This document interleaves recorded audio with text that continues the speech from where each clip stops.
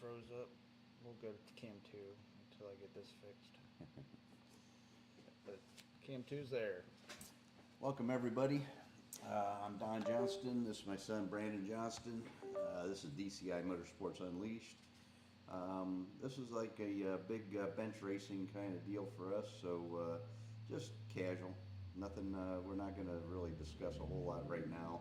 We're trying to build viewers first, and once we get the viewers up, then I'm going to start getting really pretty technical with some different things. But tonight, I'm going to share with you guys the difference between a solid roller cam and a hydraulic roller cam ramp. So you can see the difference and why the hydraulic cams, they don't make as much power as a solid roller cam does, but they're way easier on valve springs, and that's important for a street car, and that's what hydraulic cams are all about, even if you run a solid roller lifter on it. So anyhow, I got two camshafts laying here in front of me, and I'm hoping that by looking at the screen over here, I can see what you guys are seeing. But can you see that, Cam? This is on a 30-second delay, so you have to look at this screen. Okay. All right. So with a hydraulic profile, this ramp speed right here over the nose and back down on the other side is more at an angle like this. Okay, so it's a slower ramp. It doesn't have the real fast ramp speed, and they do that on purpose because you have a hydraulic lifter which has a piddle valve in it, and the cup has oil underneath of it. It takes up the slop, and that's what makes them run quiet, and makes them so you don't have to adjust them all the time, and or not all the time, but you have to adjust them. So anyways, with the because of the hydraulic roller lifter design, they have to make the ramp a little bit slower so that it doesn't make that piddle valve or the cup inside there stay up, because once it fills with oil, then it wants to stay open or stay up, and then it'll hold the valve open a little bit. So on the solid lifter cams, you can see on this cam, I'm hoping the ramp is more straight up and down. It's more like this than this. And so it's got a real fast ramp. So it gets the valve open real quick, holds it open for a little bit longer, and then closes it real quick. Well, what that does, it allows the valve to get, it allows the valve to get out of the way on the cylinder head. So, because like on the flow bench we showed you, at the lower lifts, it doesn't flow as much air as it does at the higher lift. So what you want to do is you want to get that valve opened up as quickly as possible so you can get it out of the way and start, when the piston starts to come down, and start drawing more fuel air charge into the cylinder, which is going to make more power. And then of course you want to close it quicker too, so that you can trap all that so you get a bigger explosion. So, you know, the hydraulic camshafts, we run those all the time now, and the reason is because probably 90% of the stuff we build is streetcar engines. You know, we do drag stuff too, but most of the stuff we build are street engines. Most guys want to build somewhere around 500 to 600 horsepower street engines, and they don't want a high maintenance motor or engine. They want to be able to drive this thing for 10, 15,000 miles and not have to touch it. And so we use hydraulic profile cams, and we can get away with that. Yeah, we got the cam back up and going, so that's good. Might have to Awesome. move the mic a little closer. Nope, my mic, Yep, just a little bit. we can do that. So, there's a quick little lesson there for you guys. If you have any questions, please ask. And if you missed that whenever you're coming in right now, you guys can, I think you can back it up and you can listen to it. Yep. And it's really hard. I mean, I'm looking at the cam right now. It's really hard to see the straight up and down compared to the slight angle, because it's like, what, maybe a 2 degree? Oh no, it's more than that. Is it? So You think? look at that. You can see it. Well, I mean, that's straight up and down. Oh yeah, I guess it is more than that. see how this is more like Yep. a flat tappet cam? It's got a really shallow angle on it. Yep, I see it now. So, yep. No, it's considerably different. Yeah, this one's definitely fatter. And that one's skinnier and more tapered. Right, exactly. So yeah, what happens is the hydraulic profile looks more like this, kind of like a flat tappet cam, and the solid looks more like this with a rounded nose. So, it's going straight up a steep cliff, and then over the nose is right down another cliff on the other side. And then they have symmetrical and asymmetrical cams, all right? So a symmetrical cam means that the lobes are the same ramp speed on both sides, on the opening and the well, this would be the opening. Let's see. No, I'm sorry. This is goes clockwise. Yeah, so this is the opening, this is closing. But anyhow, it doesn't matter. But the opening and the closing ramp speeds are the same.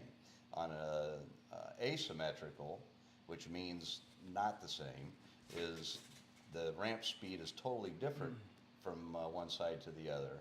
And usually what that means is they open it quick, but they close it slow so it doesn't bounce the valve off the valve seat, and it'll trap more cylinder charge. Because believe it or not, even when you have good control with a good valve spring, the valve, when it hits the seat, it bounces just a little bit. And any air gap in that cylinder, when the piston's trying to build compression, it's going to relieve pressure, and you're going to lose horsepower. That's bull crap. So yeah, now those are roller cams though, right? Both of them. Correct. Yep, these are. So what's the difference between a roller cam and a flat tap cam? Well, first of all, roller cams are always usually billet. Some of them are cast, but most of them are billet steel. And a flat tappet cam is a cast cam. They're made out of cast iron. And the flat tappet camshaft has a way less aggressive ramp on it, and it has to because of the way the lifter is designed. It doesn't have a roller wheel on the bottom of it, it's just got a flat bottom. And they do bevel the edge of the lifter just a tiny bit so it doesn't dig into the lifter or into the lobe, but it's still, the lobe has to be more, less aggressive so that the lifter, when it comes up, doesn't dig into the cam lobe. Now, so you're saying that this part right here is bigger, wider? No, it's got even more of an angle than this one has on it. So it's like this with a very small peak on the top. And this is another reason why roller cams make more power, because they hold the valve open longer. See how big that is?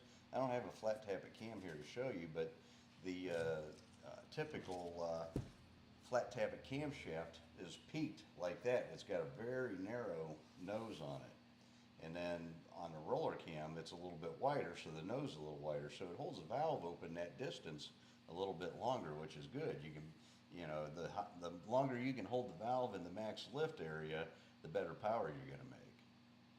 Now, you have to do anything special with timing with a roller cam compared to a Timing. flat tappet, like because it holds it open longer?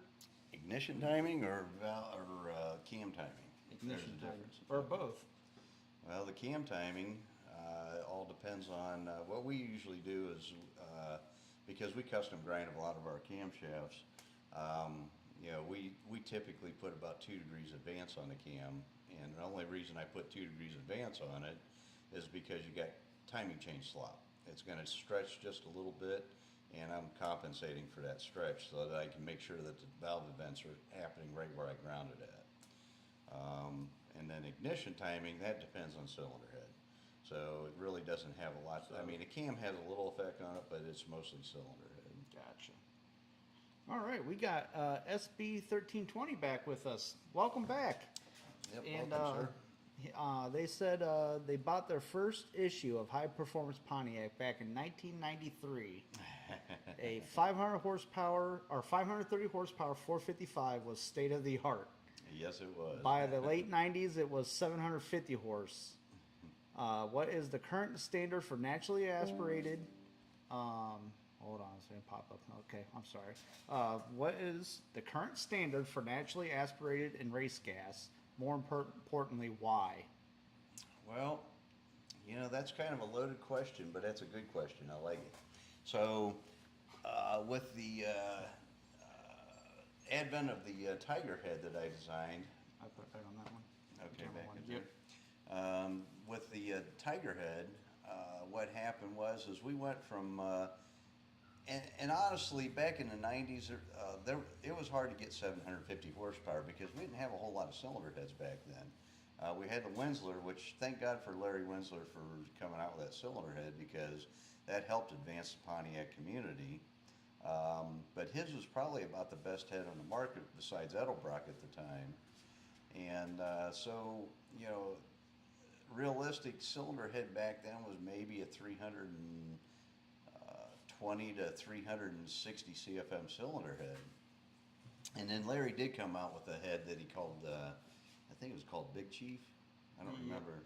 I think it was, yeah. Yeah, so I think he called it the Big Chief. But anyhow, he did come out with a cylinder head, and it could be ported to Flow 400 CFM, and that helped a lot too. So until the cylinder head technology really got up to speed with the rest of the X brands, we didn't have a lot of high horsepower cylinder or Pontiac engines.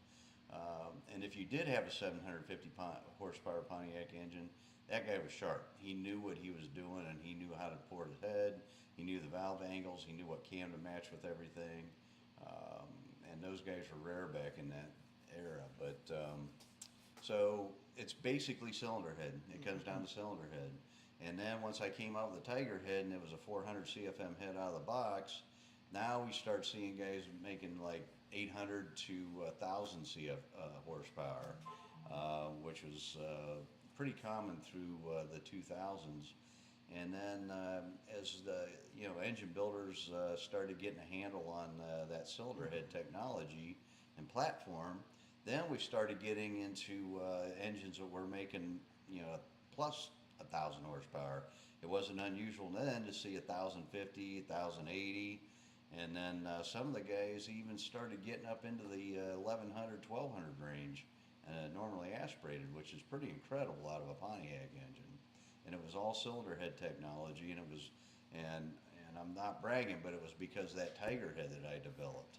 And now with the Ram Air 5-cylinder head, I'm hoping that we can take this to the next level, and we're going to start seeing 1,300, 1,400 NA engines with the new cylinder head technology. How will that be race gas?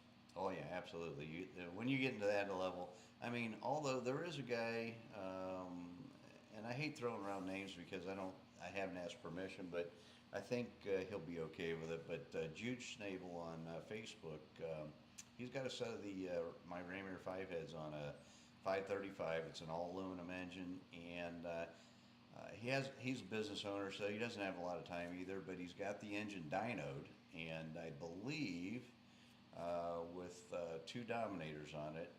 This is a pump gas deal. It's run on 93 octane fuel with I think he's right around 11 to 1 compression, which you can do on with an aluminum head.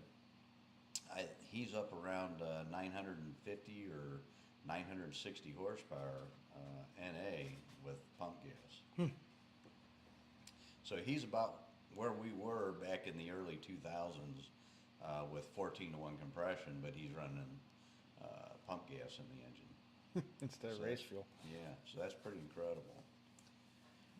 I do have a deal that I just helped a guy for Drag Week, Steve Lemieux, and some of you guys may know him. He's based in Michigan, and we just got his engine ready for him for Drag Week, which is actually in 4 days. September 17th, I think, is when them guys kick it off. But anyhow, he's got my Tiger head on that deal, and it's an all aluminum 535, and he runs it on pump gas, and they have to drive them cars. I don't know how many miles it is. I think it's around 1,500 miles, but they go from racetrack to racetrack to racetrack, and they drag race after they drive there. And so Steve's engine right now is probably right around the 800, 850 horsepower range, I would guess. He hasn't really cranked it up yet, so we don't really honestly know. Because he's only shifted into like 65, 6,600, and it's probably good for 72 to 7,500 RPM. And but his best ET so far, I think he just told me, was in the 1050 range. Now this is driving it to the track and everything, and I'm not saying he's lighting the world on fire, but it's pretty impressive for what he's got going on. It's a full interior, all steel, 70 GTO, so it probably weighs with him in it somewhere around 3,900 pounds, and he's running like 133 mile an hour, 134 mile an hour. So cylinder head has a lot to do with it. We have to have a good cylinder head, otherwise we can't make the power. Yeah. So I mean, drag week 2 is just hard on your car. Yeah, he had a lifter fail last year. I think we talked about it last week in our podcast. So, and for him to go out and consistently run it, that's the key. You have to consistently run your time. Yeah, and actually, I think he qualified last year before he broke. I think he said in the top 20, and and if he continues at that, if he can make the whole distance, they have a runoff with the guys at the end of the event. Now, Steve, I don't think can get on tonight. I wish he could, so he could explain all that, but maybe next week. Well, no, next week he'll be on drag week. He'll be very busy next week. Yeah. He's very busy right now, but Yeah, he's trying to get the car ready to go to the track or go on the trip. yep. SB1320 says, "Thank you for answering. I never understood how certain valve to piston angles generate an advantage. I read back in the day, Pontiac had a good valve angle." Yeah, they did. I mean, Pontiac Motor Division from the factory had a 14-degree valve incline. So, if this is straight up and down, which would be 90, okay, we'll call it, and theirs was 14 degrees. Small block Chevy was 23 degree, and Pontiac before they did the 14 degree was 17 degree, which was still pretty good. It was better than a small block Chevy. And even some of the big block, I think the big block Chevys were around 23 degree, although they were canned a couple of degrees too. But anyhow, what you're doing is when you stand that valve up, it does a couple of things. So it increases your piston to valve clearance, okay? Because now instead of it laying down like that and the valve coming into it like this, you got it here, so it's going like that. So you can have less valve relief in the piston, or run more lift on the cam and have very small valve release. The other thing that it does too is it increases that short-term radius in the port. And like we discussed whenever we were talking about our Ram Air 4 heads that I'm doing right now and the Ram Air 5 head, that long short turn. So what happens is you have a big barrel over top of the valve, which really helps create that cone shape around the valve. They call it a coefficient, so the coefficient gets way better on the discharge around the valve, and that's why you want to stand that valve up as much as possible. The other part of that is too, is because of that, what you're doing is you're instead of shooting that charge into the side of the cylinder wall, you're sending it down into the center of the cylinder, which is going to combust better. So there's a lot of advantages to standing the valve straight up and down if you can do it. William, I can't get this guy's last name right. Rosenberger? Yep, he says hi. He can tell Hey, me Bill. till I'm blue in the face, and I still won't ever. Read it, it's right in front of you. I know, but I always want to say Rosenberger. Yeah, he'll answer that. Bill's easygoing. So is that why Pontiac heads, their exhaust on their head is angled? Well, Pontiac, To make that flow transition better, instead of like Chevys are like straight up and down on the exhaust. well, Pontiac, Chevy, they actually, I mean, what he's talking about there, The header flange, I guess. yeah, because the exhaust opening where it exits the cylinder head, on a Chevy, it's almost flat on the head surface. Where Pontiac, they call it a dog leg, comes around. So you know what? I want to talk about that a little bit too. That's a good point. So Pontiac exits down here, Chevy exits up here. All right. So you're coming out of here. Now Chevy has a 23 degree. Of course, their race heads and a lot of their aftermarket stuff is not 23 degree anymore. It's 18 or 12 or whatever, kind of like what we're doing with the Ram Air 5 and the Tiger head. But at any rate, so what happens is whenever you bring that valve up here, They entered their exhaust ports at a much shorter distance than Pontiac did, which is good. Nothing wrong with that. But you still got to put a header tube on it and turn it down into the chassis. So did they gain anything? Yeah, a little bit. So the reason they gained a little bit is because the port can be a little bit straighter coming out before it has to go into the header tube and turn. Where Pontiac had to lay it more down, so the short turn, actually hurts you a little bit because you don't have that distance to go up around, make a nice easy turn. Think about it the same way when you're driving a car. When you go into a turn and it's a real sharp turn, it's real hard to keep the car going around the corner. It wants to, you can't go very fast, and it's going to try to skid on you. Well, same thing with air. Air has the same, it's got weight, it has mass. And so what you want to do is you want to smooth that apex out as much as you possibly can. And if you do that, then the transition is better, and you're going to flow more air, or it's easier to pass the air. And you're going to get more power out of the engine. So, but back to what I was going to tell you, the apex can be improved radically on a Pontiac head, because basically all you're doing is you're just putting a header tube on it, is all you're doing. So, but Pontiac Motor Division, unfortunately, underneath the valve on the exhaust side, they didn't give us a whole lot of material. So with the factory head, what you can do, especially like a 6X head that has a 1.66 valve in it instead of a 177, you open up that valve pocket area to a 177 valve. That gives you a lot of leeway if you're a head porter, and you can really straighten that apex out so it's a nice general radius right there, and it works just as good as a Chevy head. Now, something we're going to talk about too, so I don't want to get too technical right now because we don't have a whole lot of viewers, and not that I'm disrespecting any of the guys we have right now, because I love you guys being on our podcast with us. But there's so much information that is so critical, that is important to making horsepower, and I want a lot of guys to get this information. So I'm trying to build our audience so that I can share a little bit more. But I want to start talking about duration splits on camshafts, and the reason that's important with different cylinder heads.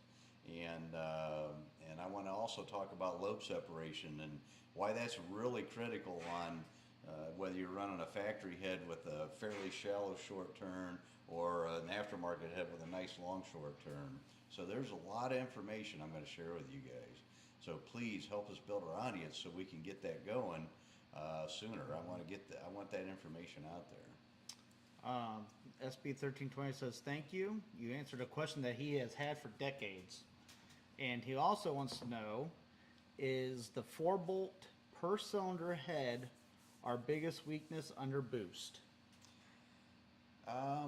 It is, but with a fire ring, it's not really that critical, and you can go with a bigger head bolt. So you can do, instead of a 1/2 inch, you can do a 9/16 bolt, and that increases the clamping load considerably. And then, of course, a fire ring, I don't have one in front of me right now to show you, but a fire ring, if you put a fire ring in the cylinder, not an O-ring, a fire ring. There's a difference between an O-ring and a fire ring. The fire ring is more like a piston ring almost. It's kind of squared off.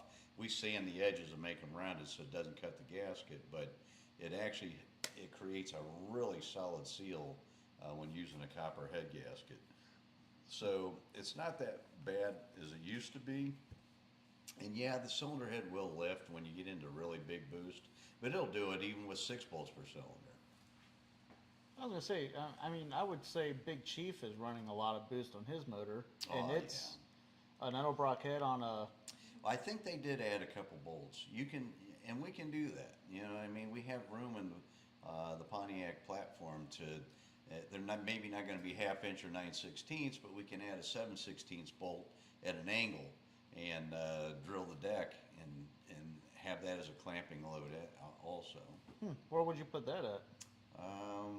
You'd have to look at the cylinder head and see what works best, but I think that if you look on, maybe we can pull it up later or whatever. We can find some pictures online of, I think they shared Big Chief's heads where he put the extra head bolts in. I'll look for that. Yeah.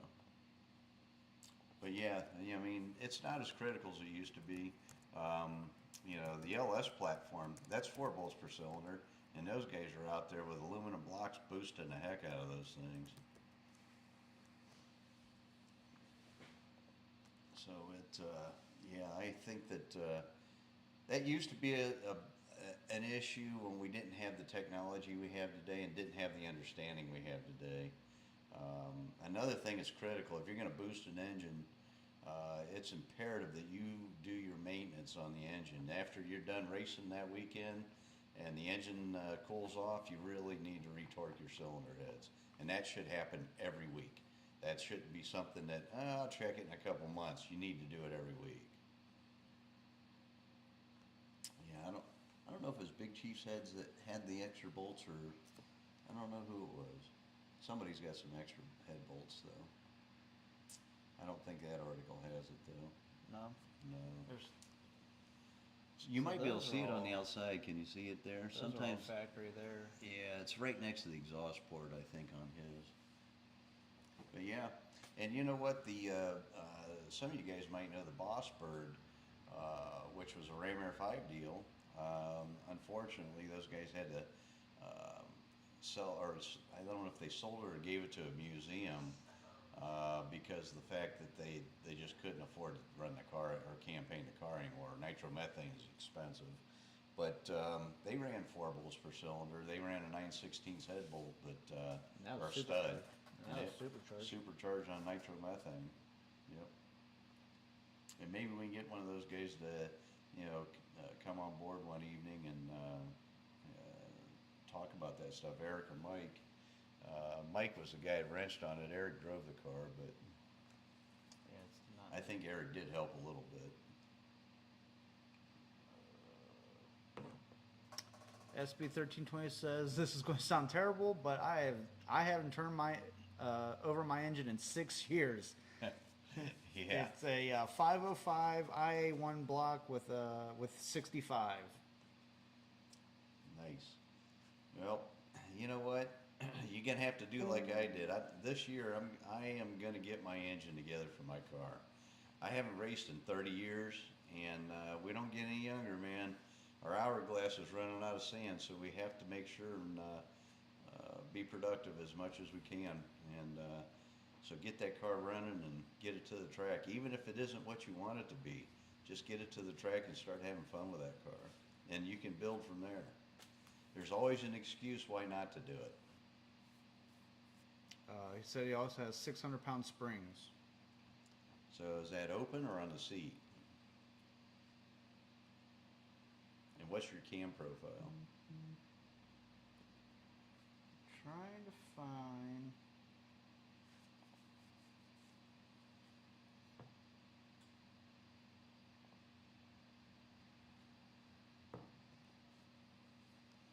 So, if the engine's set for that long, I'm sure you're aware, you need to make sure you prime that thing again before you fire it up. There's nothing wrong with letting them sit, and then, the valve springs might have fatigued a little bit, but I wouldn't even worry about that too much. If you've been rotating it over, or you took all the rockers loose so the springs aren't under load, then you're probably okay. Yep, I can't. Yeah, we'll have to- I don't we'll- think it was Big Chief. Yeah, we'll have to find it. We'll try to find that for you guys and share it with you. We got to get better at what we're doing. This is only our 3rd episode technically, so we're still learning and we're still trying to get things together on the technical side of things. And he works a full-time job, and I of course run the shop full-time, and it's and this is kind of a fun thing for us. So we're doing this to just have fun with you guys and hang out and enjoy our time together, and Yep. I can drink a couple beers and relax at the end of the day. Yep. Yeah. Here's something you may have known, but I didn't know this. I thought he had an aluminum block, but he has a cast iron block, Yeah, iron's actually a better way to go. and it's a 482. I thought it'd be like a 500 cubic inch. No, he's kicking butt with a 480 cubic inch motor, racing against guys with 565s, 600 cubic inch motors. I mean, you know, that's pretty impressive. Yeah, they're estimating that almost 3,000 horsepower. Yeah, that's a way high estimate, but that's okay. SB 1320 says, "Oh boy, I'll dig out the logs for the next show. I always prime before start. Never took tension off the valve train." Yeah, okay.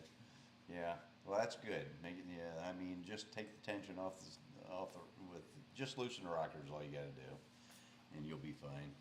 But even so, it shouldn't hurt it. I mean, you know what, a lot of guys, you know, I don't know how old you are, but I'm sure you've heard the stories and seen the guys or talked to a guy at the car show, but, you know, these guys put their cars up on jack stands in the wintertime so the springs don't sack out. There is some truth to that, but it's not critical, you know. A lot of guys don't do that and don't have any problems with it. So I wouldn't freak out about it. I mean, a valve spring I can understand more of a car spring, but you'd have to put a lot of stress and. Well, cars, you know, they do sack out, but. Yeah, but you know, it'd take years. Yeah. Yep, it does. But, you know, valve spring's a totally different deal. Right. But yeah.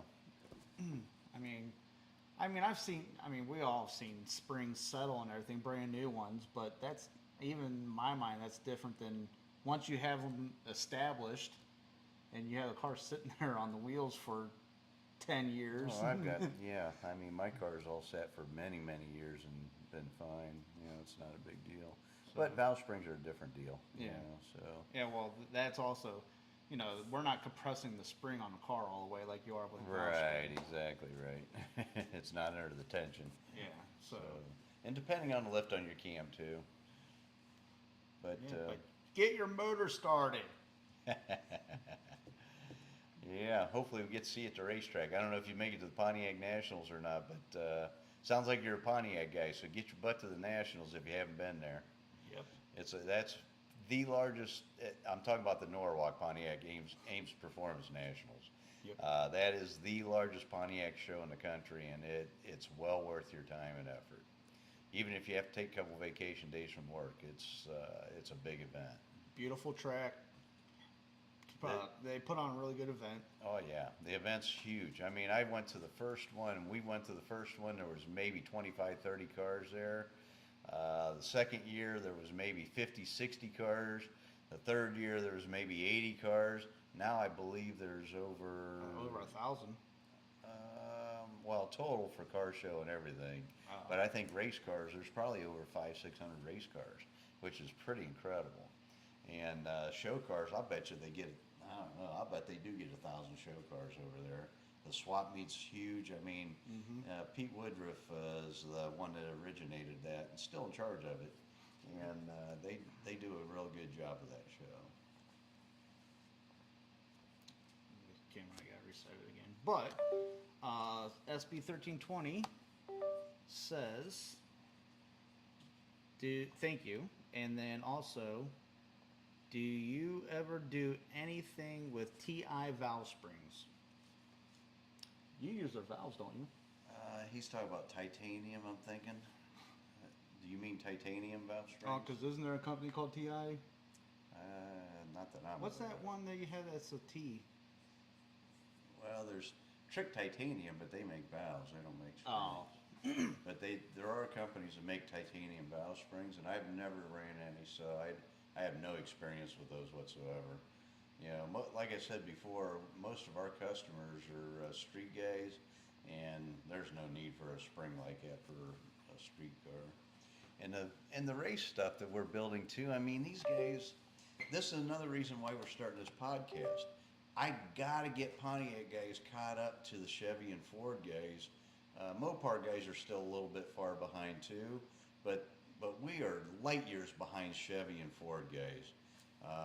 And we really, really need to, as a group, if we want to keep the Pontiac engine alive, we got to start improving our game. If we don't improve our game, we're going to fail. We're going to fade, you know. And part of it is because the older generation, they didn't spend the money, but that is changing. I'm starting to get guys now that are really starting to realize realize that if you want to make horsepower, you got to step up and you got to spend money to do it. And thank God, because otherwise we're not going to be able to keep up with the Chevy and Ford guys. Bill says he was at Smokey Yonik's garage. He had a Mustang hanging by the front frame. And then SB1320 says, yes, titanium. Okay, that's what I thought. Yep. Yeah, Smokey Unique. That guy was so. I love Smokey Unique. I call him a friend. I really wasn't a good friend. I got to talk with that guy several times because he would come to the PRI show. The problem with Smokey was because he wanted to hear the engine, he wore no ear protection, and the poor guy. It was hard to talk with Smokey because he was deaf. He couldn't hear, because of listening to loud engines all the time, and but super knowledgeable. And they threw him out of NASCAR because he was always stretching the rule book, and it pissed him off. And the guy was. He was a self-taught engineer. I don't think he went to engineering school. I don't even think he finished. I don't think he even went to high school. I think he dropped out of school like in 9th, 10th grade. I don't know that for sure. But his education level, if you measure people by education, was not very high. I don't measure people that way. I measure people by their experience and what they know and how they figure things out. Problem solvers, in my opinion, are way smarter than somebody that's went to college for 10 years. And I'm sorry if some of you guys went to college, I don't mean it that way.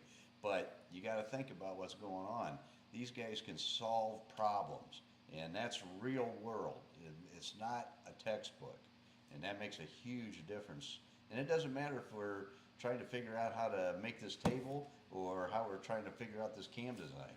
You have to have real world knowledge to figure that out. And Bill says his dad and Smokey were good friends. Yeah, So that's cool. that's cool. That's really cool. And Got that one working now. Yeah, I wish I would have been able to spend more time with Smokey Unique. I didn't get to spend as much time as I'd like to. So Is that the one that you had that old book with him on the cover? And he built Pontiac motors and he wrote a book about it? No, Pontiac. He built Pontiac engines. He raced Pontiac for several years, but I don't think I ever had a book. Smokey Unique. He was the one that wore the cowboy hat and had a pipe. He always had a pipe.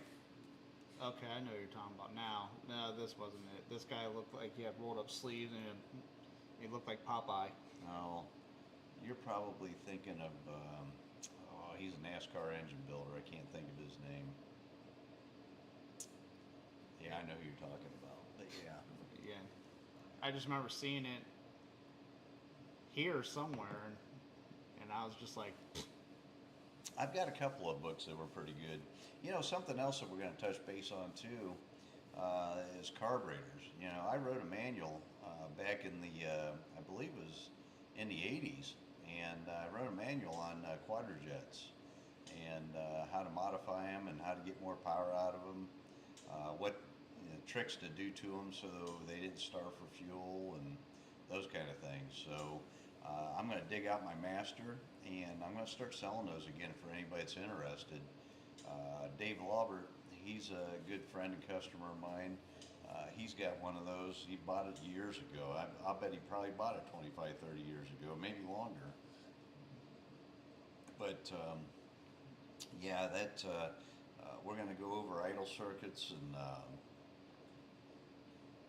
main metering and or jet metering circuits and all that kind of stuff, and how to properly set a float level, how to set the air doors for the secondaries. There's a lot of things I want to go over with you guys, and right now we're just kind of easing into this. We're not really getting too aggressive with it, but I'm going to start getting aggressive. One thing we need to do, and maybe some of you guys can help us out here, I don't know where to put our podcast so that we can get a bigger viewer audience and how to advertise it. Back whenever I was doing this, I got gnat flying around me, that's why I keep swatting. But anyway, it's Tourette's.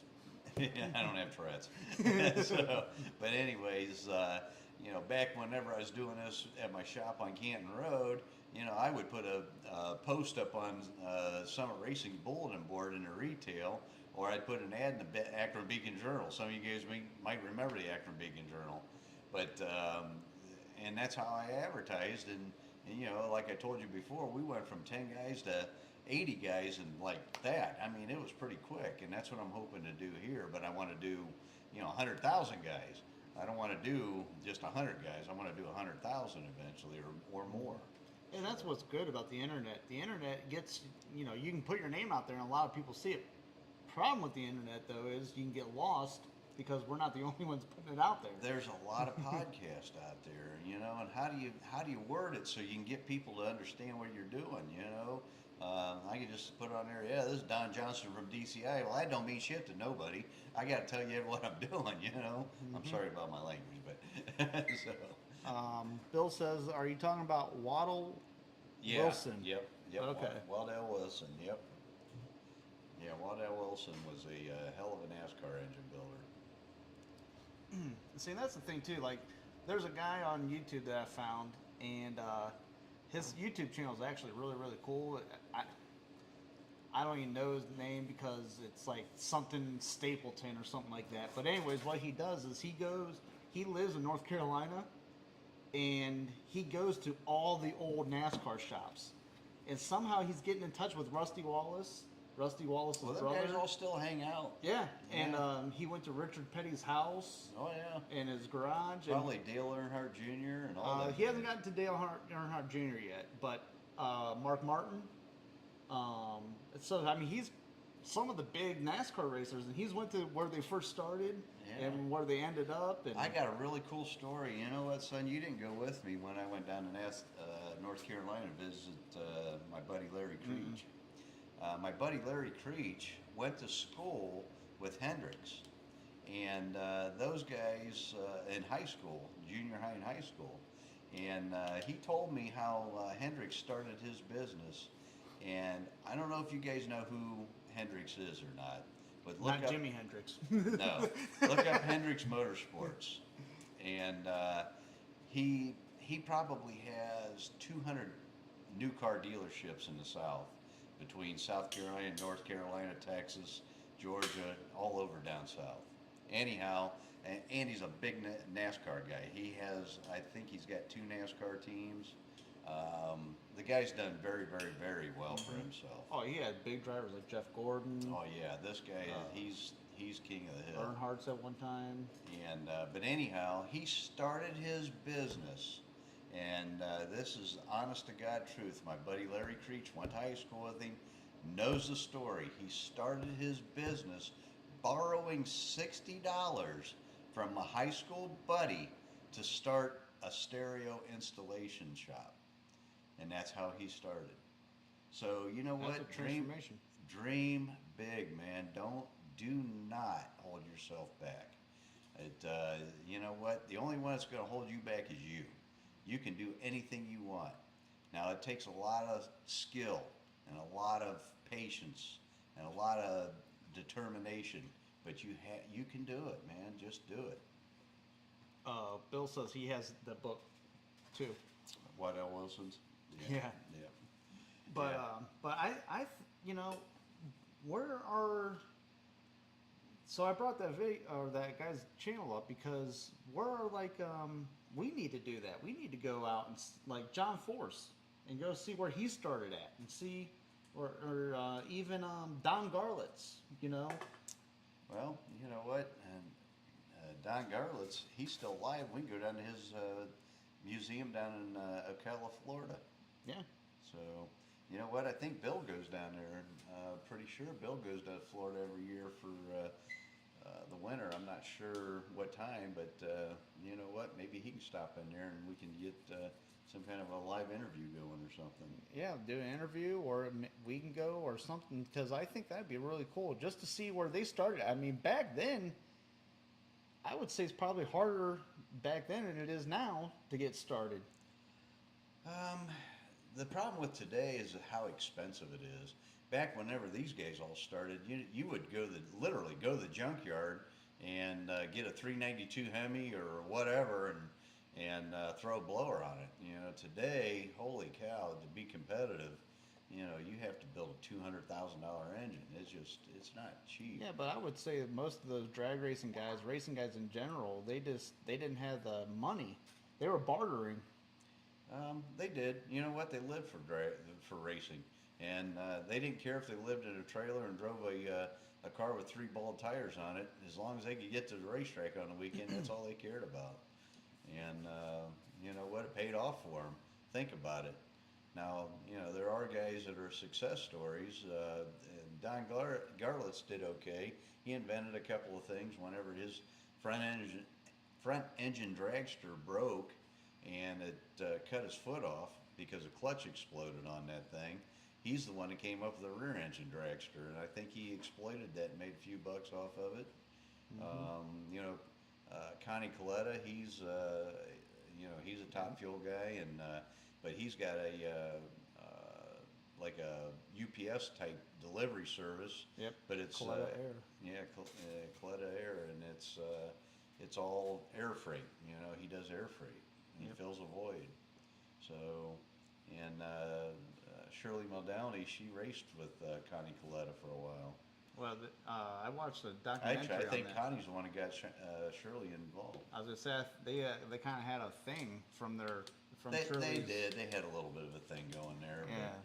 But I think that developed after they got to racing together. But yeah, cha-cha. Yep, cha-cha. Yeah. SB1320 says Pontiac interest is pretty low on YouTube.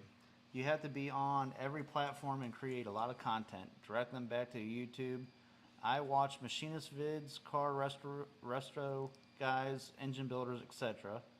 He is a pilot and watch only automotive channels like yours. Don't fear the repetition. You hook your audience with consistent and predictability content. Okay. That's cool. Yeah, I appreciate the feedback. That's what I need. I need to know where to go.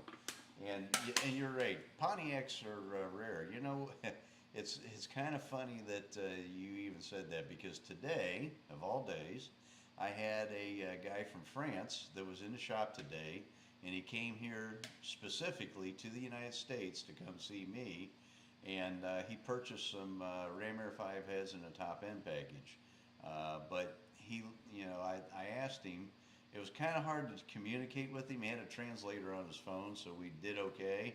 But I said, "Is there a lot of Pontiacs in France?" And he said, "Very little. It's just like here. There's very few Pontiac people in France."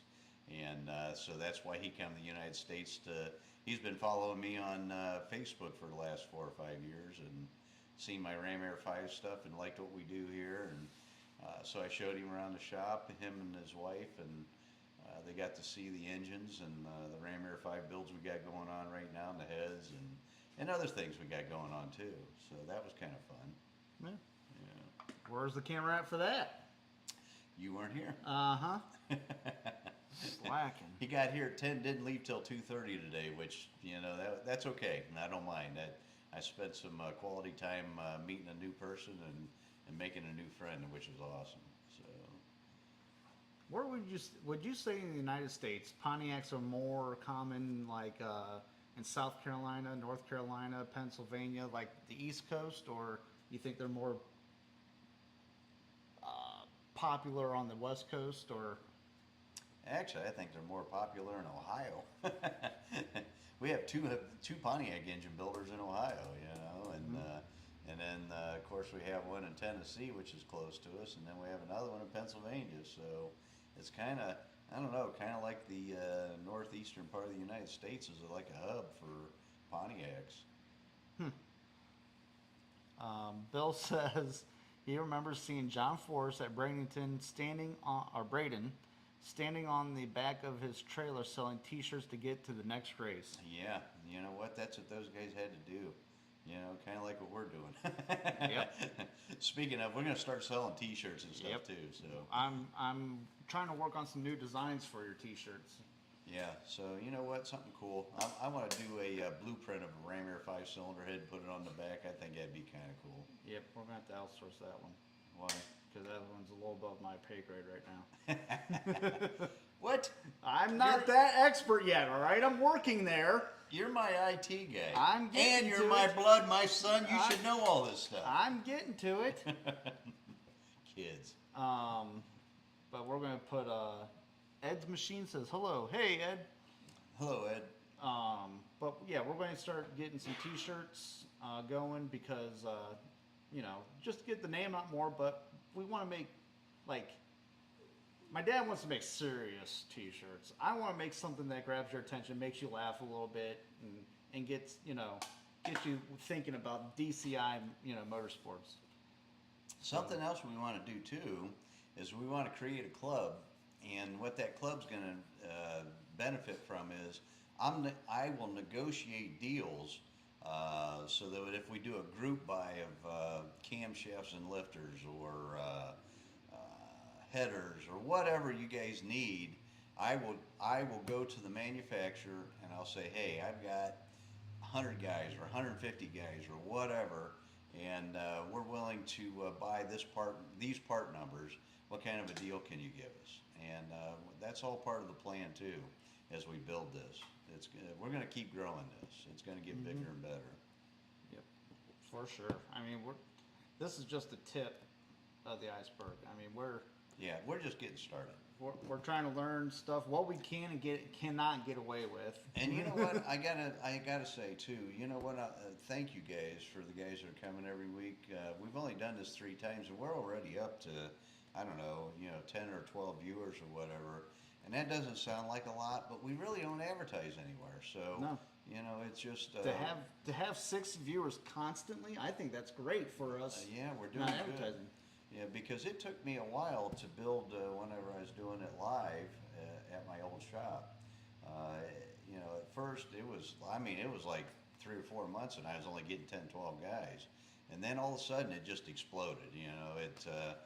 Guys started telling their friends and, we started really taking off down there.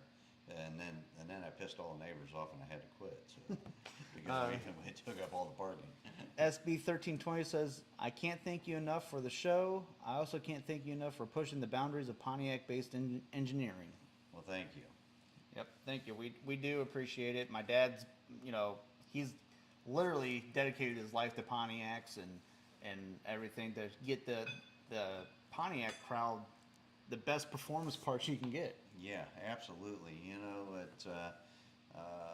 The Tiger head and the Ram Air 5 head and the IA block. I mean, I was the guy that designed that block, and so there's a lot of things that I've sacrificed: personal income, personal time with the family, my personal racing, everything, so that I can advance the Pontiac community.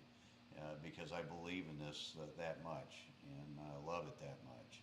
But it's my turn now. I'm gonna go racing, damn it. Oh, absolutely. I'm going. Mr. Poncho, hey, Mr. Poncho, how are we doing? He says he's sorry he's late, but have we talked about the 11-second combinations for a 3,800-pound car? We have not, and you know what? I just discussed that with my son before we got on the air tonight, and we're gonna fix that. So next week, what I'm gonna do is I'm gonna go out to my father's house, and I'm gonna get some video of his car. I want to get some pictures underneath the hood of the car, interior, and let you guys see that it's a real street car, even though some of you have seen the video of us riding to the Norwalk this year for the Pontiac Nationals. But what we're going to do is we are going to break down his combination, because I built the engine in that car for him. It's a cast iron factory head, 455 with a flat tappet cam. It does not have a roller cam. It's got a flat tappet cam in it. It does have a Victor intake, and it's got a 1,000 CFM quick fuel 4150 style carburetor on it. But it runs on pump gas. It's got a 370 rear end gear in it, and he drives it to the track, and you can watch the video on YouTube. Yep. Of us going to the track, and it's an hour ride from his house to the race track. Might be a little over an hour, And the car runs consistent 1180s with my dad driving it because he just puts it in drive. But with my brother driving it, I haven't got to play with it much, but with my brother driving it, it'll run 1160s. And that car weighs 4,200 pounds. It's heavy. And you built multiple combinations for 3,800 pound cars. I mean, Oh yeah, that's what most of the cars. Pontiacs are heavy. They're not like Fords and Chryslers. We have to deal with weight, so we have to make a lot of broad torque. We got to make torque from a broad range to keep that mass moving, to get it mass moving, and then the horsepower is just a byproduct, and that gives you mile an hour. So a lot of Pontiacs, they don't mile an hour like the Chevys do. I got a customer that lives around the corner here from the shop that I build engines for, and he's got a 415 small block Chevy that I built for him, and that car, I mean, it's a beast. He's got I think it's a 70 Nova, and runs 940s at like 140 mile an hour. So, and with a small block Chevy in it. yeah. So I mean, to just go over just some of the combinations. I mean, you built 11 seconds in a 3,800 pound car. I mean, that's what? That's like 650. No, it's not that much. So that's another thing too we'll talk about is inflated horsepower numbers. It doesn't take as much horsepower as everybody thinks to run the number.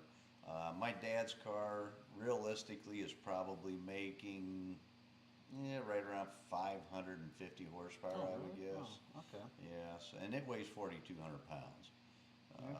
Now the Nova that I just told you about with the small block Chevy in it, it's probably making a realistic 650 horsepower, something like that.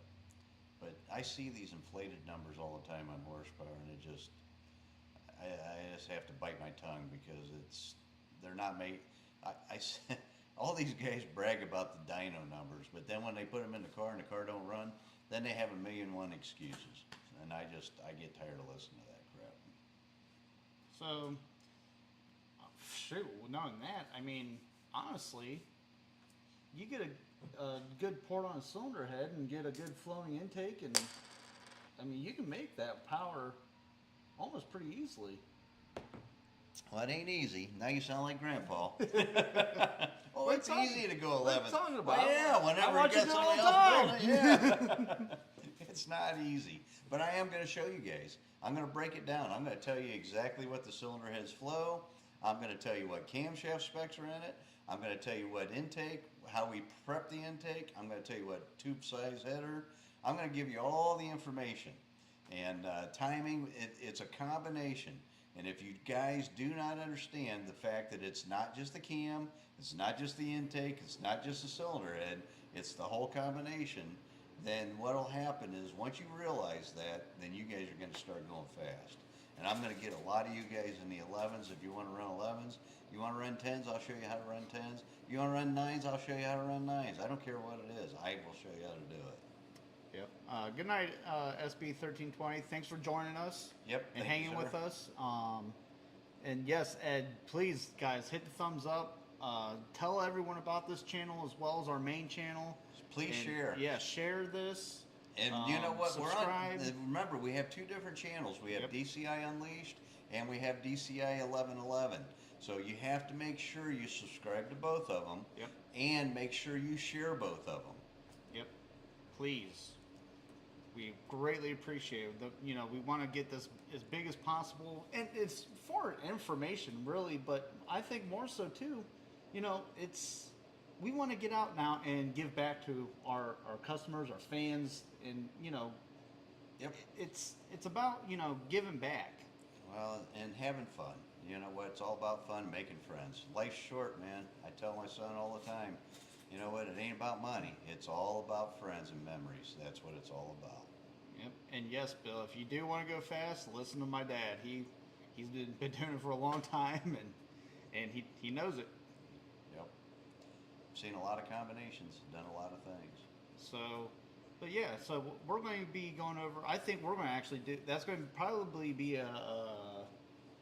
we're going to go out and see Grandpa's car. Yep. and we'll do probably So just real a quick video. synopsis of what he's gonna go over. Yep. We're gonna get my dad's car, we're gonna break it all down for you guys next week. Yep. So make sure and tune in next week. Well, that will be on our main channel. I'm going to make that a main video because we're in the middle of building the 455 right now. Yeah, for our car. So we're kind of at a stalemate with that.